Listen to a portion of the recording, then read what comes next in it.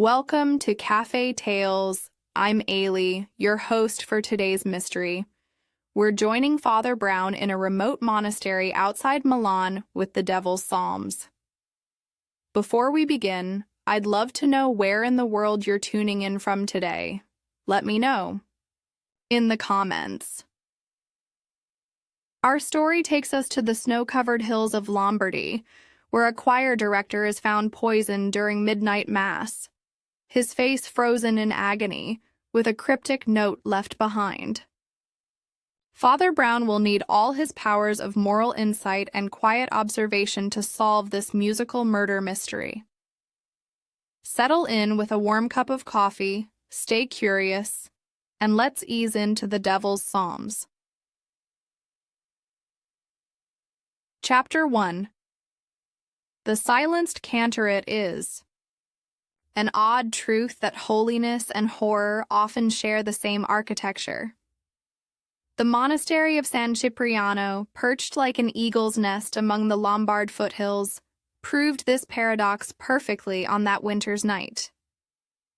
Its ancient stone walls, which had for centuries enclosed the murmured prayers of devoted men, now contained something entirely different: the silence of a man who would pray no more.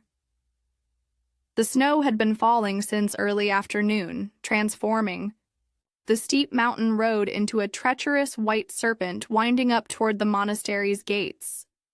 Along this difficult path, a small round figure trudged steadily upward, occasionally stopping to shake the snow from a large black umbrella that seemed comically inadequate against the alpine winter. Behind him, a much taller man with broad shoulders labored with their baggage, his athletic frame making somewhat better progress through the drifts. "I confess, Father," said the tall man with a Gallic accent, "I do not understand why the bishop could not have waited until spring." Thor concerned about choir politics. Father Brown, for the small cleric was indeed he, peered up at his companion with mild eyes that somehow contained both simplicity and unfathomable depth. It wasn't the choir that concerned him, Flambeau. It was the blood. The monastery bell began to toll as they reached the iron-studded gate, its resonant voice cutting through the muffled silence of the snowy night. With mathematical precision, 9 solemn notes rang out and then ceased, leaving a vacuum of sound more complete for having been broken. "We are late," said Father Brown, though whether he meant late for prayers or late for something else was not entirely clear. The gate creaked open without their having knocked, as though the ancient building had been expecting them.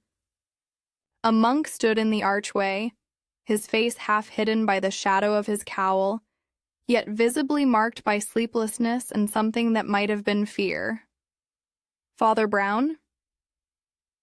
"The bishop's telegram said you would come today. I am Brother Angelo, the abbot's secretary. We had nearly given up hope in this weather." His voice carried the musical lilt of northern Italy, but the melody was rendered discordant by underlying tension. "The mountains make their own schedule," said Father Brown mildly. "This is my friend, Monsieur Flambeau." Brother Angelo nodded curtly to the Frenchman, but seemed uninterested in pleasantries. "You should come in at once. The abbot wishes to speak with you before Compline." The courtyard beyond the gate was a perfect square of untrodden snow, marked only by a single set of footprints leading from the chapel to the dormitory wing. Father Brown noticed this with quiet interest as they were led through a series of stone corridors, their footsteps echoing like distant drumbeats against the vaulted ceilings. The abbot's study was warm, almost uncomfortably so after the chill of the journey. A fire blazed in a stone hearth that might have witnessed the prayers of monks since the time of Saint Benedict himself. Before it stood a tall, ascetic man with a face like weathered parchment, his expression suggesting that whatever was written there contained more sorrow than joy. "Father Brown," he said, extending thin fingers that seemed more bone than flesh. I am Abbot Celestino. Forgive me for not greeting you at the gate. These past days have been... He searched for a word. Unprecedented.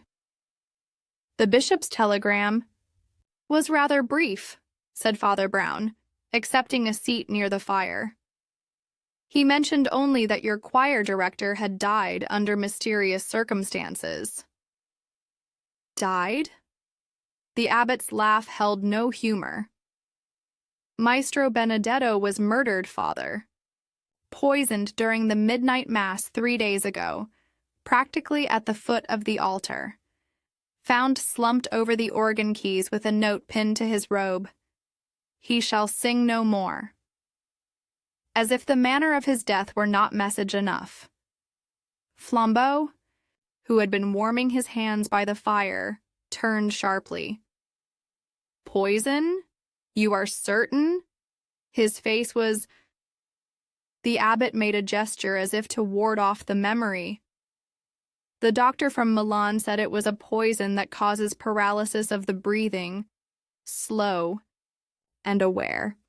He knew he was dying, could not call out, could not move. Only his expression could speak of his suffering. Father Brown's mild face had not changed, but he had taken out a small notebook and was making careful notes with a stub of pencil. And the monks? He asked. How many are in residence? 17, including myself, replied the abbot. And there is Lorenzo. Lorenzo? Father Brown looked up. He is not a monk, not anymore. The abbot's expression darkened. Lorenzo Vicari was once our most gifted chorister. Maestro Benedetto had him expelled 3 years ago for inappropriate innovations in the sacred music. For blasphemy, some said. And now he has returned. Returned to seek reconciliation? Father Brown asked, his voice carrying no judgment. A week ago, he claimed to seek reconciliation. The abbot shook his head slowly. Now, Benedetto is dead. The fire crackled in the silence that followed, casting long shadows across the ancient stone floor. Father Brown closed his notebook and returned it to his pocket with the deliberation of a man putting away a precious relic. I should like to see where it happened, he said quietly. The abbot nodded grimly. The body has been removed, but nothing else has been disturbed. I had the organ loft sealed until someone could tell us what to do. As they rose to follow the abbot, the monastery bells began to toll again, their bronze voices measuring out time in the age-old pattern. Father Brown paused to listen, his head slightly tilted as if he heard in their regulated rhythm something beyond mere sound. Perhaps the heartbeat of the mystery itself, counting down to a revelation not yet glimpsed. The snow continued to fall, beyond the leaded windows, isolating the monastery from the world below as completely as if it had been lifted into the clouds. Within these walls, among men dedicated to the harmony of heaven, someone had orchestrated death instead. And in the mathematical precision of those tolling bells, Father Brown sensed lay both the puzzle and its solution. Chapter 2. The Disgraced Brother. The chapel of San Cipriano possessed that peculiar quality of sacred spaces which makes them appear larger from within than without. As Father Brown stood beneath its vaulted ceiling, he felt as though he had stepped not merely into a building, but into the physical manifestation of centuries of faith. Yet tonight, this monument to divine harmony had been transformed into a testament to human discord. The body was discovered here, said Abbot Celestino, leading them up a narrow spiral staircase to the organ loft. during the Gloria of the Midnight Mass. The wooden railing at the top still bore a smudge of dark wax where the official seal had been broken to admit them. The organ itself was a magnificent instrument, its polished pipes rising like a metallic forest toward the ceiling. Before it stood a simple wooden bench, and on the ivory keys lay a sheet of paper, yellowed with age and covered in musical notation. The note was pinned to his robe, the abbot explained, but this music sheet is what he was playing when it happened. Brother Ambrose, our second organist, had to complete the Mass. Father Brown approached the organ with a reverence that had nothing to do with music. He studied the sheet without touching it, his round face thoughtful. "Gregorian chant," he murmured. "Very old notation." "Maestro Benedetto was a scholar of ancient music," replied the abbot. "He was transcribing forgotten chants from our libraries. Collection." Father Brown nodded absently, his attention caught by something on the floor. He bent down with some difficulty, his portly figure not designed for such maneuvers, and examined a faint dark stain on the wooden planks. "When did Lorenzo return to the monastery?" he asked, straightening up. The abbot's face tightened. "He arrived 8 days ago, claiming he wished to make amends. Benedetto was reluctant." "I should like to speak with this Lorenzo," said Flambeau, who had been examining the organ pipes with the eye of a man who appreciated craftsmanship in all its forms. "After Compline," the abbot agreed, "though I doubt you will find him repentant. The man has changed since his departure." The bells began again, their solemn cadence summoning the monks to prayer. Father Brown listened attentively, counting each toll as if reconciling them with some inner calculation. "You mentioned that Benedetto had Lorenzo expelled," he said. "On what grounds, precisely?" The abbot hesitated, his gaunt face troubled. "Lorenzo began incorporating strange harmonies into the sacred chants. He claimed they were authentic ancient forms, but Benedetto insisted they were corruptions, even blasphemous. Their arguments became heated." "Physical?" asked Flambeau directly. "Once," admitted the abbot, "Lorenzo threatened Benedetto with a candelabra. It was after that incident that he was asked to leave. They descended from the loft as the monks began to file into the chapel below, cowled figures moving with the practiced synchronicity of men who had followed the same routine for decades. Father Brown noticed that they kept their eyes averted from the organ loft, as if it had become a place of contagion. After Compline, they were led to a small chamber in the guest wing where a fire had been lit against the mountain chill. A young monk brought bread, cheese, and wine, setting them down with hands that trembled slightly. "Brother Ambrose," the abbot introduced, "our remaining organist." The young monk bowed nervously. He had the pale indoor complexion common to scholars, with ink stains on his fingers and anxious eyes that darted between the visitors. "Brother Ambrose worked closely with Maestro Benedetto," explained the abbot. "He was present when it happened." "I didn't see anything unusual," Brother Ambrose said quickly, as if he had been accused. "Maestro Benedetto was perfectly well when the Mass began. Then, during the Gloria, his hands stopped moving on the keys. I thought at first he was allowing for a moment of silence, but then he made a strange sound. Not loud, just a sort of gasp, and his head fell forward." "And where was Lorenzo during this time?" asked Father Brown gently. "In the choir with the other lay brothers," replied Ambrose. "I could see him from the loft. He never approached Maestro Benedetto." Father Brown nodded thoughtfully. And the note? It was pinned to his habit when he was found, said the abbot, but no one saw it being placed there.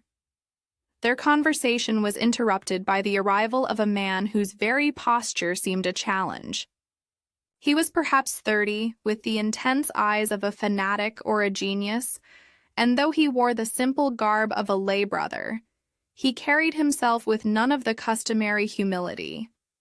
"Lorenzo Vicari," he announced, making the introduction sound like a proclamation. "I'm told you wish to speak with me, though I've already told everything to the doctor from Milan." "Please sit," said Father Brown mildly. Lorenzo remained standing. "I did not kill Benedetto, though heaven knows he deserved his fate." "For expelling you?" asked Flambeau. "For silencing the truth," Lorenzo replied with sudden passion. "Benedetto was a fraud who built his reputation on lies. He suppressed authentic ancient forms because they contradicted his precious theories." "These theories being about Gregorian chant?" Father Brown inquired, reaching for a piece of cheese with the absent manner of a man more interested in his supper than the conversation. "About everything." Lorenzo's voice rose. He claimed to be a purist, but he manipulated the historical record to suit himself. When I discovered notations that disproved his work, he destroyed my reputation rather than admit he was wrong. "Yet you returned," observed Father Brown, chewing thoughtfully. Something complicated passed across Lorenzo's face. "I came to confront him with new evidence, manuscripts from Florence that prove I was right. I wanted—" He faltered for the first time. "I wanted him to admit it before the Brotherhood." "And did he?" asked Flambeau. "We never had the chance to discuss it fully," Lorenzo replied, his expression darkening. "He avoided me. And when he did speak to me, it was only to say that he would consider my evidence when he had more time, as if 3 years hadn't been enough." "Where were you during the midnight mass?" Father Brown asked, his mild tone unchanged. "With the choir, where a dozen men can verify my presence," Lorenzo answered sharply. "I never left my place, never approached the organ loft, and had no opportunity to poison Benedetto, even if I had wished to." Which he added with a defiant glare at the abbot, "I did not." After Lorenzo had departed, his footsteps echoing angrily, down the stone corridor, Father Brown turned to the abbot with an expression of polite inquiry. "You have other suspects in mind, I presume?" The abbot looked troubled. "Father, we are a brotherhood dedicated to God's work. The idea that any of us could commit such an act is unthinkable." "Yet someone has thought it," replied Father Brown, quietly. "I should like to examine the victim's quarters tomorrow, if I may." Later, in the small guest cell allocated to him, Father Brown stood at the narrow window, watching the continuing snowfall isolate the monastery ever more completely from the world below. The soft glow of a lantern in the bell tower caught his attention, and he observed with interest the silhouette of a figure moving rhythmically, adjusting the great mechanism that regulated the monastery's heartbeat. In the mathematical precision of those movements, as in the strict counterpoint of the chants and the regulated lives of the monks themselves, lay patterns that both concealed and revealed. And somewhere within that rigid framework of order, someone had composed a requiem of revenge whose final notes had yet to be played. Chapter 3. The monastery's clockwork morning arrived at San Cipriano not with the sun, which remained hidden, behind dense clouds still heavy with snow, but with the precise mechanical announcement of the bells. Father Brown, who had been awake for some time in contemplation, counted each toll with quiet attention. The monastic day had begun, measured out in bronze intervals as regular as the beating of an enormous heart. After a sparse breakfast taken in silence with the brothers, Father Brown requested to see the bell tower. This seemed to perplex the abbot, who had expected the visitor to focus on the scene of the crime or perhaps the victim's quarters. The bell tower, Father? I'm not sure what that could tell you about poor Benedetto's death. Father Brown smiled mildly. I find that in understanding a house, one must first understand how it tells time. The abbot raised his eyebrows, but summoned Brother Thomas, the elderly monk responsible for the monastery's timekeeping. Brother Thomas was a wizened little man who might have been carved from the same ancient oak as the monastery's furnishings. His hands, though gnarled with age, moved with surprising precision as he led them up the narrow, winding stairs of the tower. "You've maintained the bells for many years, I imagine," said Father Brown, pausing on the stone steps to catch his breath. 43 years, replied Brother Thomas with quiet pride. I was a novice then. And has the schedule of prayers remained the same throughout that time? The old monk hesitated. The hours are fixed by tradition, of course, but within the monastery, small adjustments are sometimes necessary. Recent adjustments? Father Brown asked with casual interest. Brother, Thomas glanced toward the abbot, who had followed them up the stairs. Something unspoken passed between them before the old monk answered. Maestro Benedetto requested certain modifications last month. For musical purposes, he said. What sort of modifications? Asked Flambeau, ducking his head beneath a low beam. A matter of minutes only, said Brother Thomas, to better accommodate the special chants for Advent. The midnight office was moved earlier by 12 minutes, and several daytime offices by similar small amounts. Father Brown nodded, as if this confirmed something he had already suspected. And these changes were recorded where? In the ledger, said Brother Thomas, leading them into the bell chamber itself. The room was dominated by the great bronze bells hanging in their wooden framework, but against one wall stood a small desk with an ancient ledger bound in cracked leather. Brother Thomas opened it with reverent hands, revealing columns of neat writing documenting every toll of the bells for decades. Maestro Benedetto made the changes here, he said, pointing to several entries marked with a different hand. Father. Brown leaned forward, studying the altered times with careful attention. And all the brothers were informed of these changes? A notice was posted in the refectory, said the abbot, though such minor adjustments hardly affect daily life. We live by the bells, whatever time they may ring. Fascinating, murmured Father Brown, turning a page in the ledger. And what is this notation here? These musical symbols in the margin? Brother Thomas peered at the page. Ah, that was Benedetto's system. It helped him coordinate the choir's rehearsals with the bell schedule. A musical shorthand, said Father Brown, looking thoughtful. Most ingenious. As they descended from the tower, the little priest moved with the careful deliberation of one who is fitting pieces into a mental puzzle. When they reached the courtyard, he paused to watch a group of monks crossing toward the chapel, their movements synchronized by years of identical routine. I should like to see the victim's quarters now, he said. Maestro Benedetto had occupied a cell slightly larger than those of the ordinary monks, befitting his position. It contained a narrow bed, a prie-dieu, and a substantial desk covered with musical manuscripts. The walls were lined with shelves of books and bound papers, all meticulously organized. Nothing has been disturbed, the abbot assured them. The doctor from Milan examined the room but found nothing of note. Father Brown moved slowly around the chamber, his eyes taking in everything with the mild interest of a man viewing a moderately engaging museum exhibit.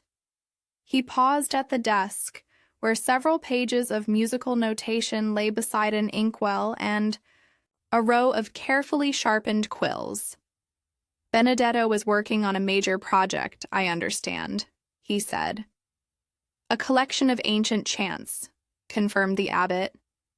He had discovered some unusual notations in our library's oldest manuscripts and was preparing a scholarly edition.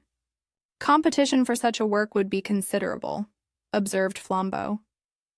"Benedetto was the foremost authority on Gregorian chant in northern Italy," said the abbot with a touch of pride. The Vatican itself had expressed interest in his research. "Father," Brown had moved to the bookshelves and was examining the spines of several volumes with careful attention. "Some of these appear quite valuable." "The monastery's collection is extensive," said the abbot. "Benedetto had borrowing privileges for his research, including this." Father Brown had drawn out a slender volume bound in faded red leather. Unlike the others, this one bore no title on its spine. The abbot frowned. "I don't recognize that particular work." Father Brown opened it carefully. The pages were covered not with text, but with musical notation, in a style so ancient that even the abbot seemed puzzled by it. "Most curious," said Father Brown, returning the book to its place with care. "Tell me, who else besides Lorenzo might have had reason to resent Maestro Benedetto?" The abbot's expression suggested he found the question inappropriate. "We are a brotherhood, Father. Petty resentments have no place in monastic life." "And yet," said Father Brown gently, "Benedetto was murdered by someone within these walls." After a moment of uncomfortable silence, the abbot sighed. "Brother Domenico, perhaps. He is our librarian and was himself a musician of some note before taking orders. He and Benedetto occasionally disagreed on scholarly matters." "Scholarly matters," repeated Father Brown, as if testing the weight of the phrase. "Might I speak with Brother Domenico?" The librarian proved to be a tall, thin man with the stooped shoulders of one who has spent a lifetime bending over books. His cell, adjacent to the library itself, was even more crowded with volumes than Benedetto's had been. "Scholarly disagreements?" he said when Father Brown raised the subject. "Certainly, but nothing that would provoke murder." Benedetto was stubborn and occasionally ungenerous in academic debate, but such is the nature of scholarship. "The nature of the disagreement?" prompted Father Brown. Brother Domenico hesitated. "Primarily about the interpretation of certain nume notations in our oldest manuscripts. Benedetto favored one reading, I another. His had become the accepted interpretation because of his position and reputation." "And this caused resentment?" suggested Flambeau. "Truth is truth," said Domenico simply. "I believed him wrong, but I did not hate him for it. God's time reveals all errors eventually." As they left the library, the bells began to toll for midday prayers. Father Brown paused, listening with close attention to their measured cadence. Then, to the abbot's evident surprise, requested permission to skip the office and instead visit the refectory, where the notice of schedule changes had been posted. The refectory was empty at this hour, its long wooden tables scrubbed clean and waiting for the meal that would follow prayers. On a board near the door hung various notices and lists of duties. Father Brown studied them carefully, his expression revealing nothing. "The schedule change is not posted here now," observed Flambeau. "No," agreed Father Brown thoughtfully. "I wonder when it was removed." Later, As the short winter day began to fade toward darkness, Father Brown stood at the window of his small guest cell, watching the courtyard below. The snow had stopped at last, and a few monks were clearing paths between the buildings. In the bell tower, a light appeared as Brother Thomas prepared for the evening office. Father Brown's round face, usually so mild and unassuming, wore an expression of troubled certainty. In this clockwork community, where every action was prescribed and every hour announced, someone had manipulated time itself to commit murder. And in the rigid patterns of bells and prayers and ancient music, Father Brown had begun to discern a design as precise and as deadly as the workings of the clock that ruled the monastery's life. Chapter 4. Ancient Harmonies. There exists, in music, a quality that other arts may envy but cannot duplicate: the ability to exist wholly in time, to create a mathematics of emotion that vanishes even as it manifests. Father Brown, who possessed only the most rudimentary knowledge of musical theory, nevertheless understood this essential mystery. Perhaps that was why, after evening prayers, he requested a most unusual demonstration. "You wish me to play Maestro Benedetto's compositions?" Brother Ambrose asked, his nervous hands fluttering like trapped birds. "All of them?"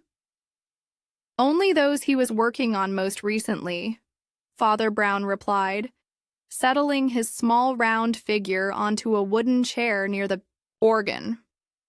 The chapel was empty now, the monks having retired to their cells for the period of silence before sleep. Only Father Brown, Flambeau, Brother Ambrose, and the abbot remained beneath the vaulted ceiling, where darkness gathered in the corners like pools of ancient secrets. "I'm not sure I understand the purpose," said the abbot, his austere face troubled. "Music speaks when words fail," said Father Brown with a smile that somehow managed to be both apologetic and firm. "And something here has failed rather dramatically to be spoken." Brother Ambrose seated himself at the organ with obvious trepidation. "Maestro Benedetto was very particular about who handled his compositions," he said, arranging several sheets of notation before him. "These are the chants he was transcribing from the ancient manuscripts." As the young monk's fingers touched the keys, a sound of unearthly beauty filled the chapel. It was not merely music, but something older. A bridge between speech and song that seemed to echo from the earliest days of Christian worship. Father Brown closed his eyes, his expression one of intense concentration. The melody proceeded with the inexorable logic of plainchant, rising and falling like the breath of a sleeping giant. Then, without warning, it shifted into something stranger, a progression of notes that seemed at once archaic and oddly dissonant. "That passage," said Father Brown, opening his eyes, "is that Benedetto's transcription or his composition?" Brother Ambrose looked startled. "His transcription, of course. Maestro Benedetto would never presume to compose original material in the Gregorian style. These are authentic ancient chants." "Authentic," murmured Father Brown, "but perhaps controversial?" The young monk hesitated. "There were discussions. Lorenzo claimed some of the notations Benedetto dismissed as copying errors were actually intentional. He said they represented a tradition of harmonics that had been suppressed." "Suppressed? By whom?" asked Flambeau. "By the church itself, according to Lorenzo," replied Brother Ambrose, lowering his voice, though there was no one to overhear. He spoke of hidden knowledge in the music, mathematical principles that aligned with esoteric teachings the church rejected. "Blasphemy, in other words," said the abbot severely. "Or perhaps merely musicology," suggested Father Brown, mildly. Might I see the original manuscript from which this particular chant was transcribed? The abbot shook his head. The original is kept in the Vatican Library. Benedetto worked from photographic copies. Ah, said Father Brown. And where might those copies be? In his quarters, presumably, said the abbot. Unless, prompted Flambeau. Unless they were among the items that appear to be missing, admitted the abbot reluctantly. Father Brown's eyebrows rose slightly. You didn't mention missing items before. The abbot looked uncomfortable. We only discovered it today. Brother Domenico was cataloging Benedetto's papers and noticed that certain photographs and at least one notebook are unaccounted for. Most interesting, said Father Brown. Brother Ambrose, would you play the passage again, please? And perhaps the one that follows it? As the music resumed, Father Brown once more closed his eyes, but his lips moved slightly as if counting, or perhaps praying. When the final notes faded into silence, he nodded as though something had been confirmed. Tell me, he said to Brother Ambrose, did Maestro Benedetto ever discuss the relationship between his musical theories and the monastery's bell schedule? The question seemed to startle the young monk. Not directly, though he was fascinated by the mathematical precision of the bells.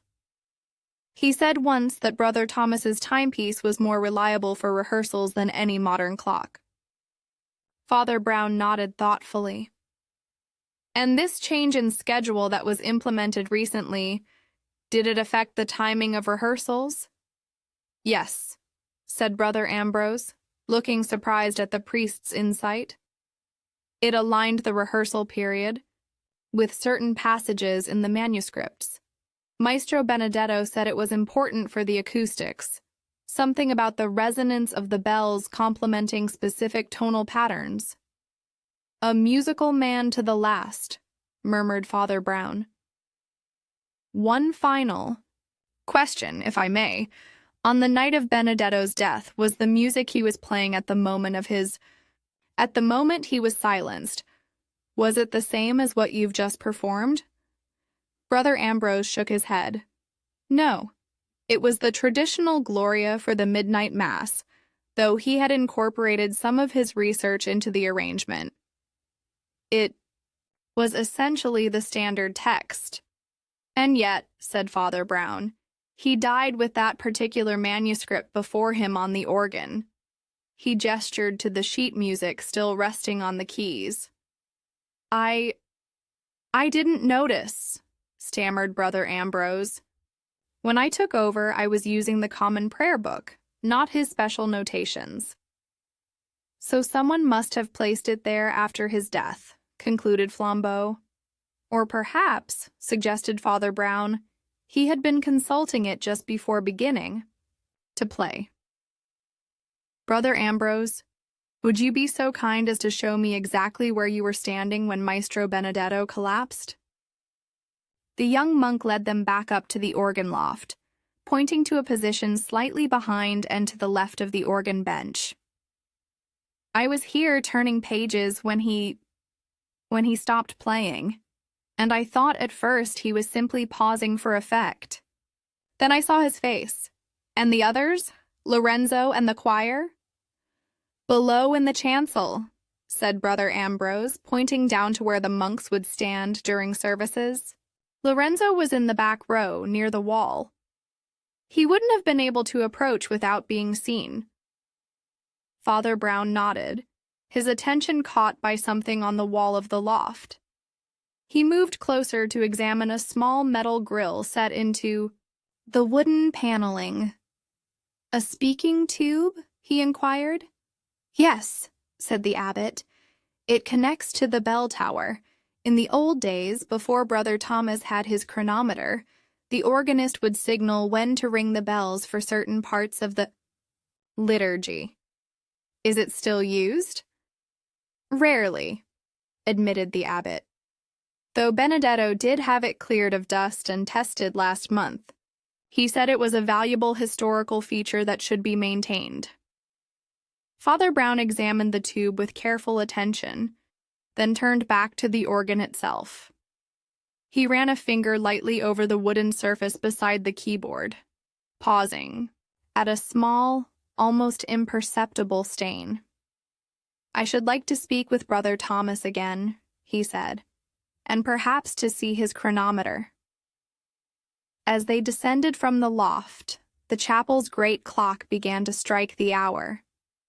Father Brown paused, counting each resonant toll with the same careful attention he had given to the bells themselves.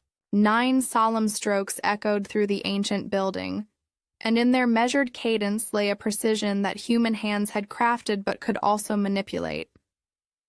In the silence that followed, Father Brown's mild face wore an expression of troubled certainty.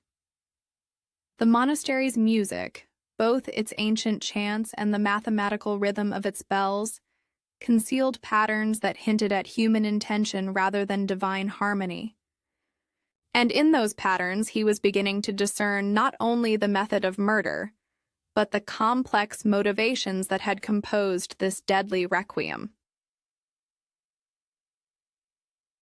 Chapter 5. The missing manuscript. It is one of the paradoxes of monastic life that institutions dedicated to the eternal are often the most meticulous keepers of temporal records. The Library of San Cipriano was no exception, a treasure house of documents spanning nearly a millennium, each catalogued with a precision that would impress even the most fastidious of modern archivists. It was here that Father Brown found himself, the following morning, watching as Brother Domenico unlocked a heavy wooden cabinet with a key that hung from a chain around his neck. "These are our most valuable manuscripts," explained the librarian monk, his long fingers moving with reverent care over ancient bindings. Benedetto had special permission to access them for his research. "A considerable responsibility," observed Father Brown mildly. "One he took most seriously," replied Brother Domenico. "Benedetto may have had his faults, but carelessness with historical documents was not among them." The cabinet contained perhaps 24 volumes, each protected by a sleeve of acid-free linen. Brother Domenico drew out one with particular care, placing it on a reading stand designed for fragile manuscripts. "This is the Antiphonary of Abbot Silvano from the 12th century, he said. "It contains some of the notations that were central to Benedetto's research." Father Brown leaned forward with interest, though it was clear from his expression that the ancient musical markings held little meaning for him. "And the manuscript from the Vatican that he was studying? It was similar to this?" Brother Domenico's face changed almost imperceptibly. "How did you know about that?" "Brother Ambrose mentioned photographic copies," said Father Brown. "Ah." The librarian seemed to relax slightly. "Yes. The Vatican manuscript was from the same period but contained several chants not recorded elsewhere. Benedetto believed they might be the only surviving examples of a particular tradition." "The same tradition Lorenzo championed?" suggested Flambeau, who had been examining the library's architecture with professional interest. Brother Domenico hesitated. "Yes and no." Lorenzo believed the notations indicated something unorthodox. Benedetto insisted they were simply an early variant of conventional practice. Before Father Brown could pursue this further, they were interrupted by the arrival of the abbot, his austere face showing signs of strain, and a telegram in his thin hand. "Forgive the interruption," he said, "but this has just arrived from Rome. I thought you should see it immediately." Father Brown accepted the telegram and read it with careful attention. His round face, usually so placid, registering mild surprise. "The Vatican Library reports a manuscript missing," he said to Flambeau. "A 10th century collection of chants that was being photographed for Maestro Benedetto's research." "Missing?" echoed Flambeau. "Stolen, you mean?" "The wording is diplomatic," replied Father Brown, returning the telegram to the abbot. "Temporarily misplaced during cataloging. But yes, I believe theft is implied." "This is most disturbing," said the abbot. "The manuscript was of incalculable value, both historically and spiritually." "When was it discovered missing?" asked Father Brown. "Just yesterday, according to the telegram," replied the abbot, "though it may have been gone longer. The library has been conducting an inventory." Father Brown nodded thoughtfully. "And Benedetto's photographs of this manuscript, they are among the items missing from his quarters?" "Yes," confirmed Brother Domenico, along with his notebook containing transcriptions and annotations. "Most convenient," murmured Father Brown. "Tell me, when did Benedetto last visit Rome to consult the original?" 6 weeks ago, said the R.A. abbot. "Just before Advent began." Father Brown's mild eyes took on a distant look, as though he were performing calculations. "And the changes to the bell schedule were implemented after his return?" "Yes," said the abbot, looking puzzled at this apparent non sequitur. "But surely there can be no connection between a missing manuscript in Rome and poor Benedetto's murder here." "Connections," said Father Brown, "are often like the neumes in your ancient music, present to those who know how to read them, invisible to those who do not." He turned back to Brother Domenico. "You mentioned that Lorenzo believed the notations indicated something unorthodox. What precisely?" The librarian monk seemed uncomfortable. "It was nonsense, really. He claimed certain intervals and progressions in the chants corresponded to mathematical ratios considered significant in pre-Christian traditions." "Significant in what way?" pressed Flambeau. "In esoteric ways," replied Brother Domenico reluctantly. "Lorenzo spoke of harmonic patterns that could affect the physical world, alter perceptions, even influence bodily functions. Medieval superstition, of course." "Of course," agreed Father Brown, though his tone suggested he found the idea less dismissible than the librarian did. "One last question, if I may. The monastery's finances, have they been affected by recent economic conditions?" This question seemed to startle the abbot more than any previous inquiry. "Our finances? What could they possibly have to do with Benedetto's death?" "Perhaps nothing," admitted Father Brown. "But in my experience, unexpected questions sometimes yield unexpected insights." After a moment of hesitation, the abbot sighed. "We have had difficulties. The restoration of the North Cloister has cost more than anticipated, and our traditional benefactors have been less generous since the war. But we are not destitute." "And Benedetto's research, was it likely to bring prestige to San Cipriano? Perhaps even financial support?" "The Vatican had expressed interest," acknowledged the abbot. "There was talk of a publication that would have brought attention to our library. But surely you cannot think—" "I try not to think too conclusively. Too soon," said Father Brown with a gentle smile. "It narrows the mind prematurely." They left the library to the sound of bells summoning the community to midday prayer. As they crossed the courtyard, now cleared of snow and gleaming with midday light, Father Brown paused to watch a hooded figure hurrying from the direction of the bell tower. "Brother Thomas, I believe," he said. "I should still like to examine his chronometer when there is time." "You seem very interested in our bells, Father," observed the abbot. I am interested in how time was measured on the night Benedetto died, replied Father Brown.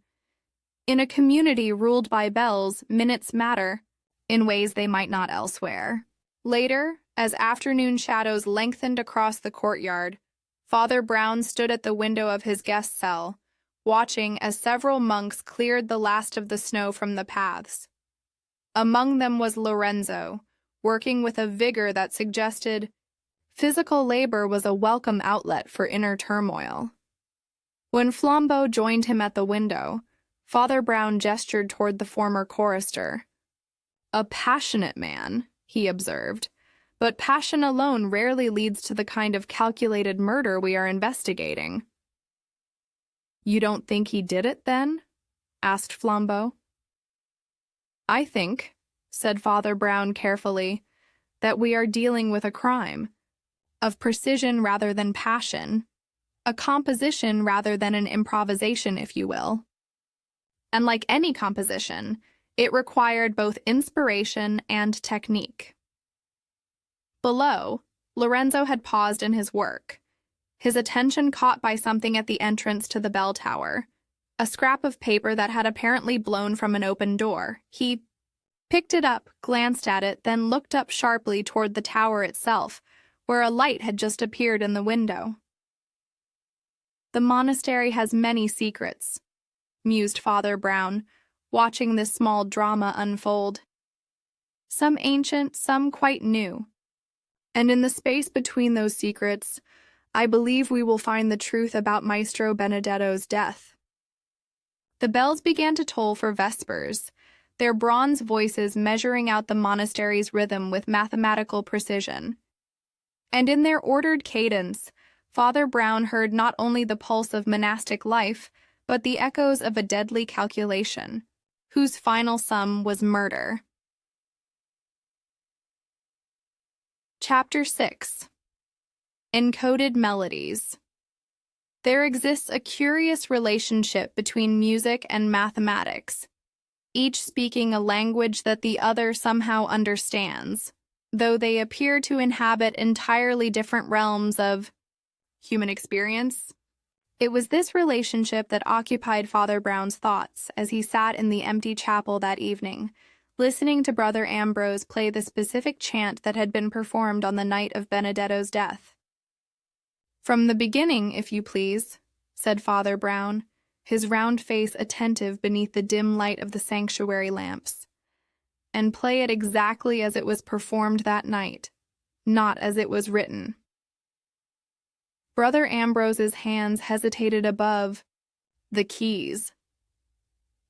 "I'm not sure I understand the distinction, Father. Maestro Benedetto's transcription and the actual performance, were they identical?" Father Brown's mild voice carried a subtle insistence. The young monk looked uncomfortable. "There were adaptations. Maestro Benedetto believed that certain passages required interpretation beyond the strict notation." "The very passages Lorenzo disputed, perhaps?" suggested Father Brown. Brother Ambrose nodded reluctantly. "Yes, the sections with unusual harmonic progressions. Please play both versions, first as written in the original, then as Benedetto performed it."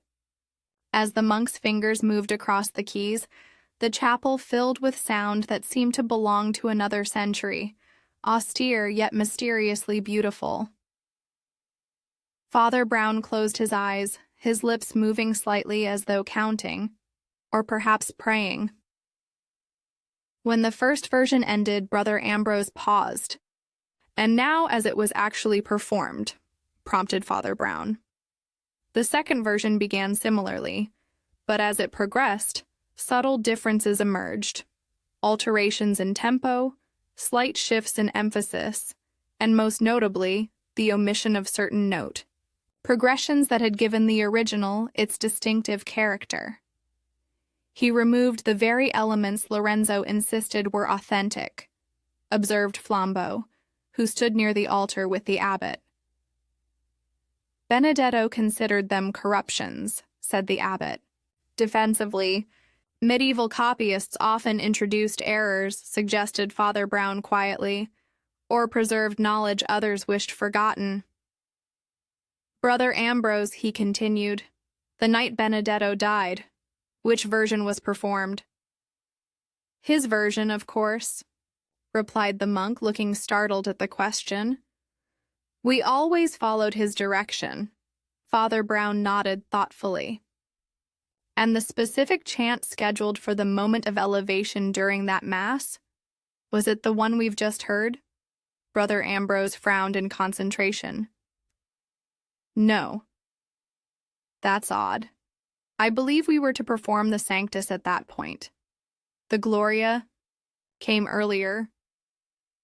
Yet Benedetto died during the Gloria, said Father Brown. Was there a change in the order of service? Not that I recall, said Brother Ambrose, though with the special adaptations for Advent and the adjustments to the bell schedule. He trailed off, looking confused. Father Brown rose from his seat and approached the organ, examining the music still resting on the stand. These markings in the margin, Benedetto's annotations? Yes, confirmed Brother Ambrose. His reminders about tempo and emphasis. And these numbers? Measure counts, I believe, for timing the performance. Father Brown's finger traced a sequence of numbers that appeared to have no relationship to the musical measures. These as well? Brother Ambrose leaned closer. I'm not sure what those indicate. They don't correspond to any musical notation I'm familiar with. Father Brown studied the numbers with careful attention, then turned to the abbot.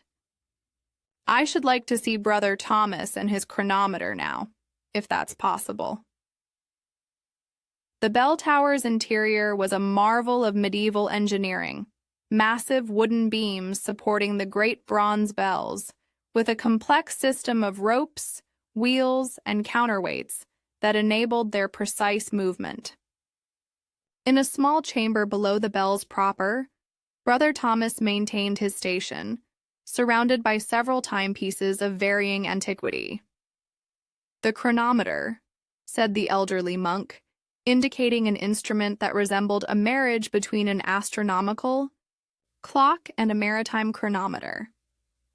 Accurate to within 10 seconds per month.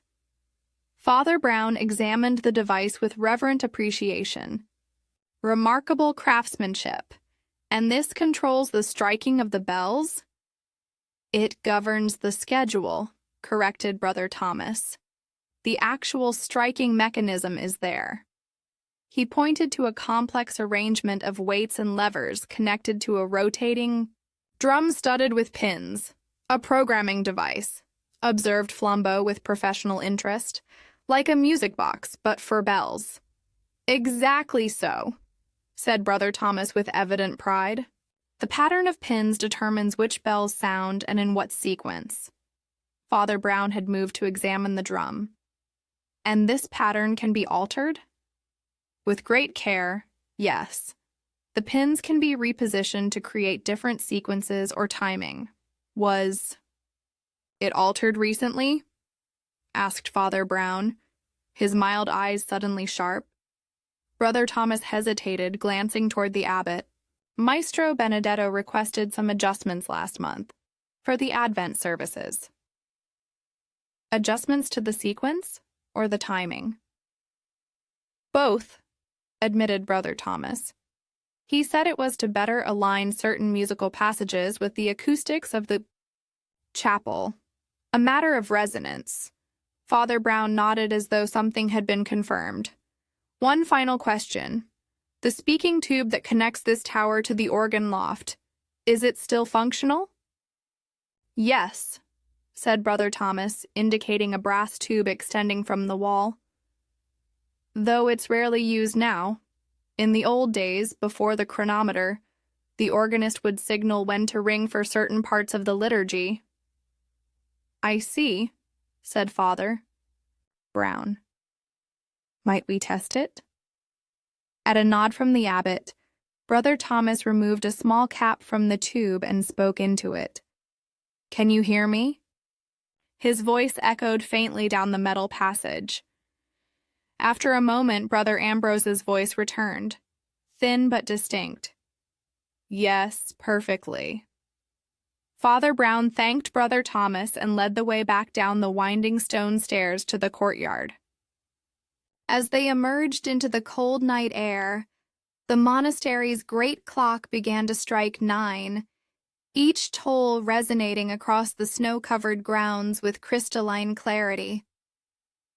"You seem troubled, Father," observed the abbot as they walked toward the guest quarters. "I am concerned," admitted Father Brown, "about harmony and its absence. Music, when correctly ordered, creates beauty from mathematical relationships. But those same relationships, when disordered—" He did not complete the thought, but his round face bore an expression of sorrowful certainty. In the precisely ordered world of the monastery, where every hour was announced and every note prescribed, someone had composed a different kind of harmony, one whose final chord was death. And Father Brown, listening with both his ears and his soul, had begun to discern its pattern. Chapter 7. False Harmonies. There is a particular quality to silence in places built for music, a tension, like that of an instrument between notes, not truly empty but rather pregnant with potential sound.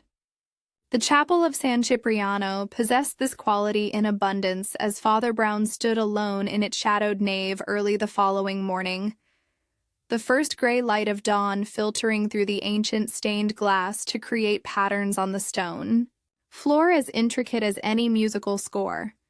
He had come before the monk's first office, seeking the particular clarity that solitude brings.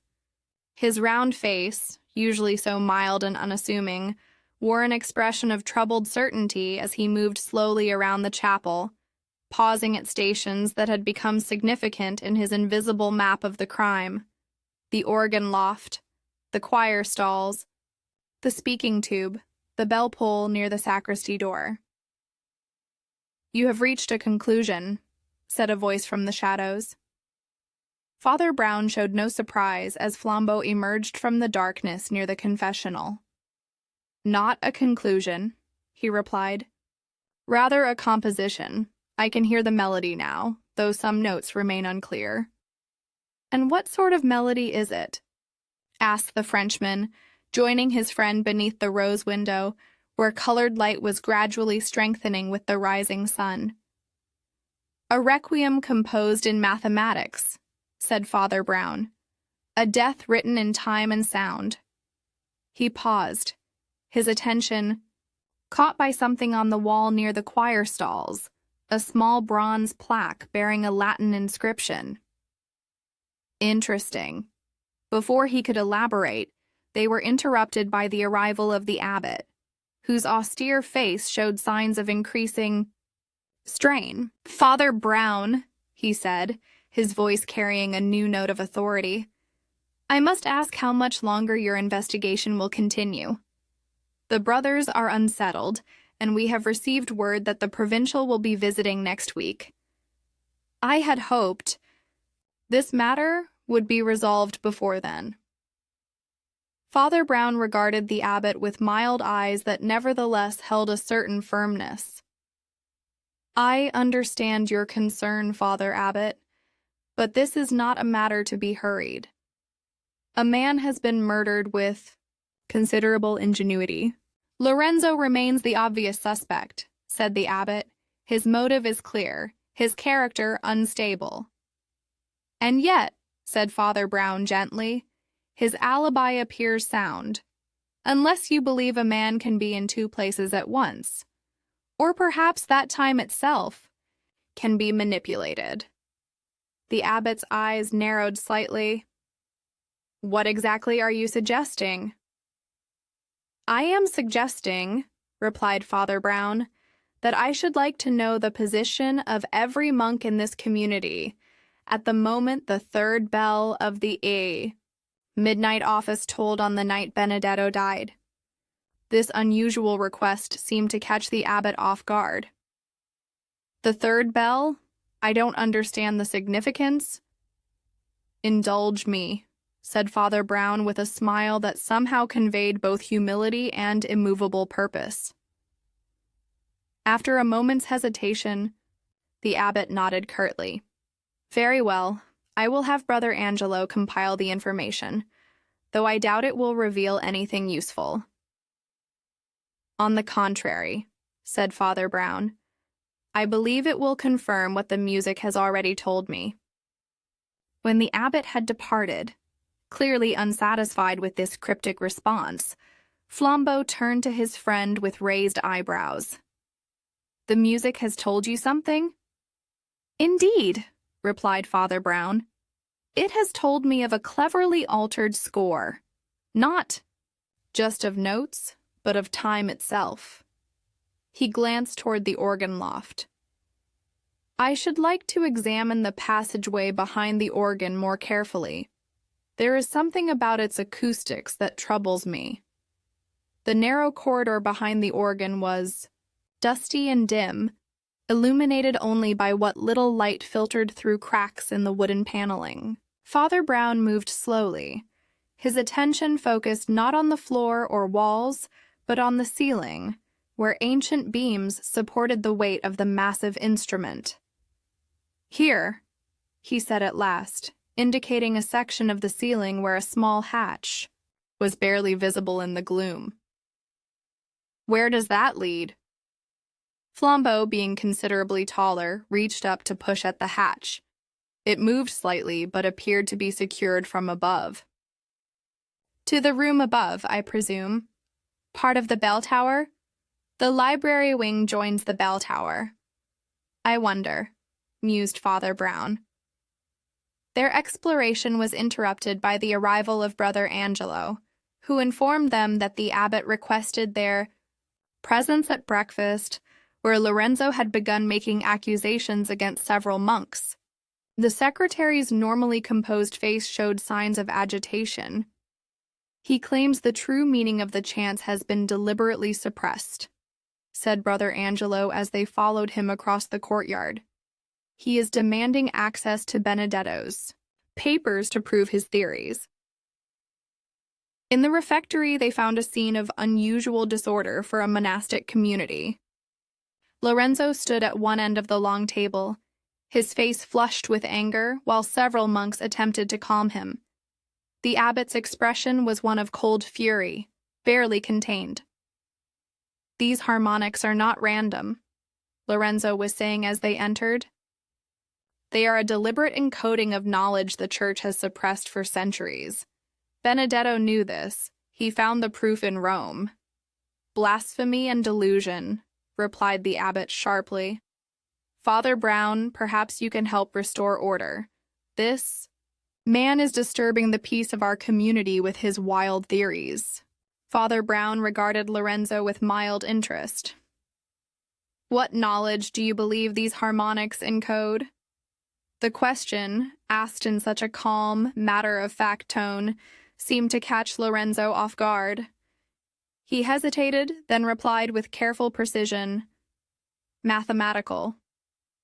Relationships that affect the physical world. Frequencies that can alter the human body, its perceptions, its functions.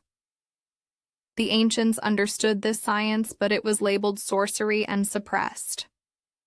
Or perhaps, suggested Father Brown, it was recognized as dangerous and set aside.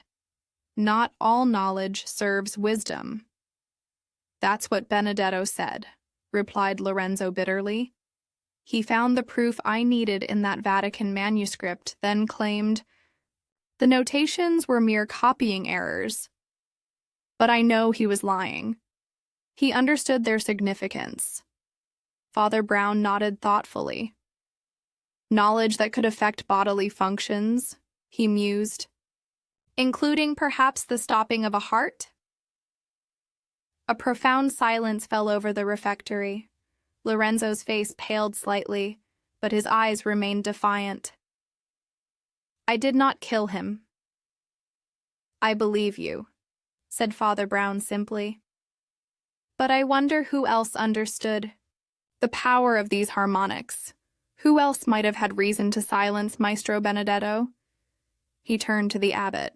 "I should like to request a full Vesper service this evening, with all brothers in attendance, and the bells should be rung according to the traditional schedule, not Benedetto's modifications." "For what purpose?" "To hear a harmony restored," replied Father Brown, "and perhaps to unmask a discord."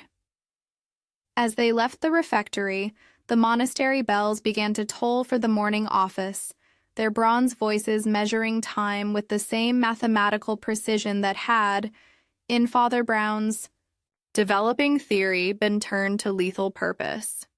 In their ordered sequence, he heard not merely the call to prayer, but the final notes of a mystery approaching its resolution.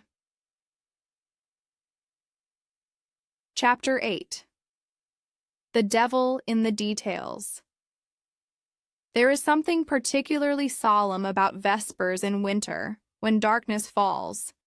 Early, and the ancient rhythm of monastic life seems to stand as a bulwark against both the literal night and the figurative darkness that has always surrounded human existence. As the monks of San Cipriano filed into the chapel that evening, each face illuminated briefly by candlelight before being subsumed again into shadow, Father Brown stood quietly near the altar, his round figure unremarkable yet somehow central to the gathering, like the still point around which a complex mechanism revolves. The abbot had reluctantly agreed to his request for a full service with traditional bell ringing, though his austere face betrayed both skepticism and a growing impatience. Lorenzo had been permitted to attend, but was seated apart from the monks, his expressive face a study in barely contained emotion.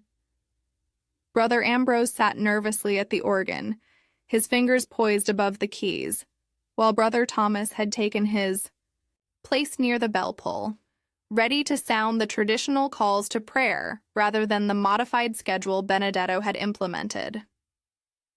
When all were assembled, Father Brown moved to stand before them, his mild face illuminated by the altar candles. "Before Vespers begins," he said in his gentle voice that nevertheless carried to every corner of the ancient chapel, "I should like to explain what happened to Maestro Benedetto." A murmur passed through the assembled monks, quickly stilled by a sharp glance from the abbot. "Proceed, Father," he said, "though I fail to see why this could not wait until after prayers." "Because," replied Father Brown simply, "prayers are part of the explanation." He moved to the center of the chapel, where the patterns of colored light from the rose window would have fallen had it been daylight.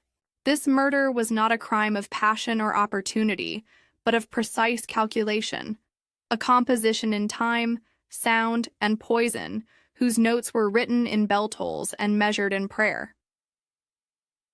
Maestro Benedetto was poisoned during midnight mass, but not in the way we initially assumed. He was not killed by something administered just before his collapse, but by a substance he had unwittingly consumed hours earlier, a poison with delayed effect, timed to coincide with a specific moment in the service. "Impossible," said the Ifib abbot sharply. "How could anyone predict the exact moment?" "By rewriting time itself," said Father Brown, "or rather by altering how time was measured within these walls." He gestured toward Brother Thomas. "The changes to the bell schedule that Benedetto himself requested, they were not for musical purposes, but to create a precise alibi." He turned to Brother Ambrose. "The chant that was being performed when Benedetto died, it should have been the Sanctus, but it was the Gloria instead. The order of service had been subtly altered, just as the bell schedule had been." Father Brown moved toward the organ loft, his steps deliberate. But there was something more ingenious still.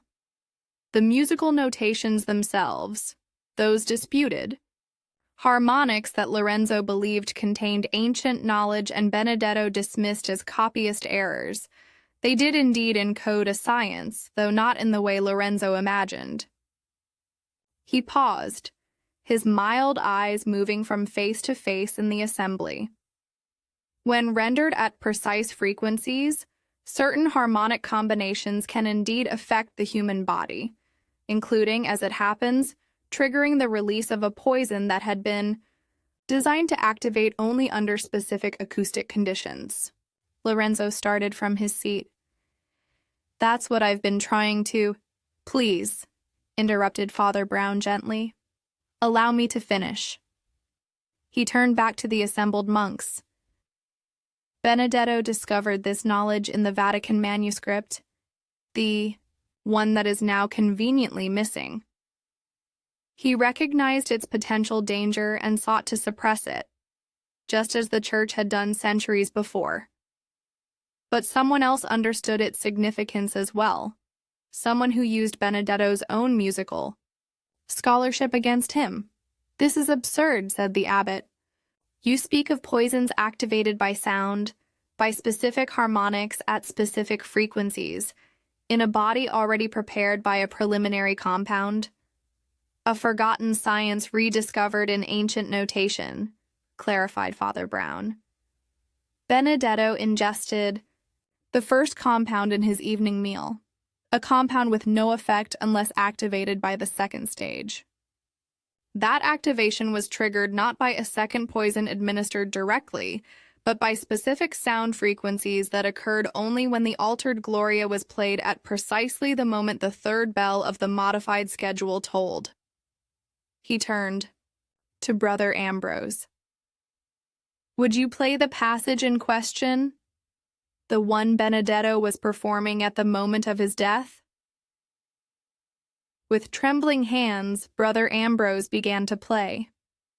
The haunting melody filled the chapel, rising toward the vaulted ceiling.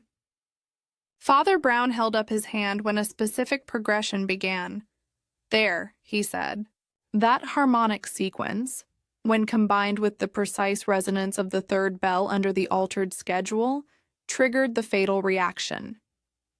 It is a science that seems like sorcery to modern minds, but the ancients understood the physical power of sound in ways we have forgotten." "And who," asked the abbot coldly, "arranged this elaborate murder?" "Someone with access to both the bell mechanism and Benedetto's musical compositions," said Father Brown. "Someone who understood both the ancient notations and the principles of acoustics. Someone who had reason to want not only Benedetto silenced, but his research suppressed." He turned slowly to face Brother Domenico, who sat utterly still among the other monks, his scholarly face devoid of expression. "The librarian," said Father Brown, "who found in those ancient manuscripts a knowledge he believed too dangerous to be rediscovered, even by a scholar as renowned as Benedetto. The same knowledge Lorenzo had glimpsed but not fully understood." Brother Domenico did not rise or protest. His eyes behind their scholarly spectacles showed neither surprise nor fear, only a terrible, calm certainty. "He would have published it," he said at last, his voice quiet but perfectly audible in the hushed chapel. "He dismissed the dangers as superstition, but I had tested the principles. I knew what such knowledge could do in the wrong hands."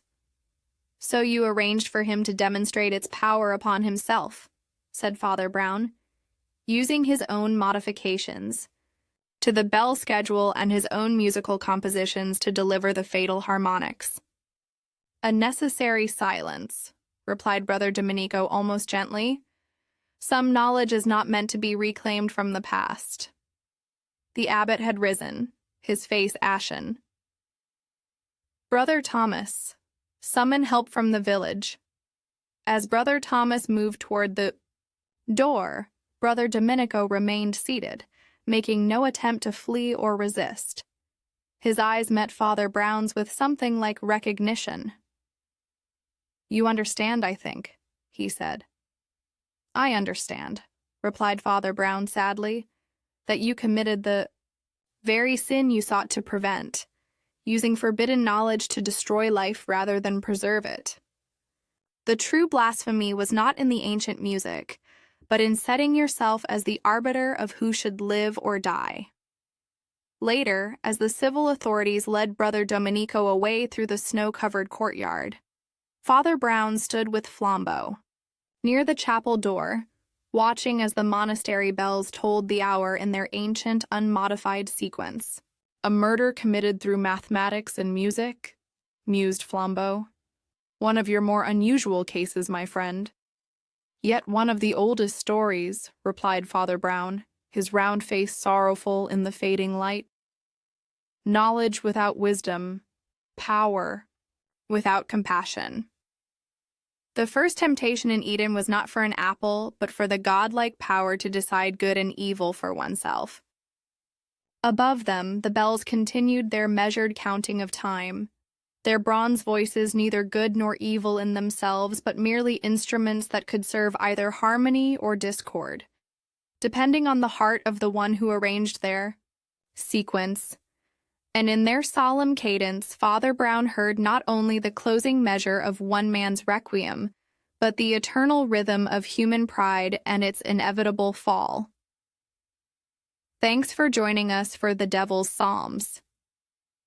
Did you suspect Brother Domenico before Father Brown revealed how he orchestrated the murder through harmonics and altered bell schedules? Let me know your thoughts in the comments. If you enjoyed this adventure with Father Brown, don't forget to hit subscribe for more mysteries daily. Until next time, remember Father Brown's wisdom. Knowledge without compassion is perhaps the most dangerous force in our world, and the truest blasphemy lies not in forbidden knowledge, but in setting oneself as the arbiter of who should live or die. This is Alie, signing off from Café Tales.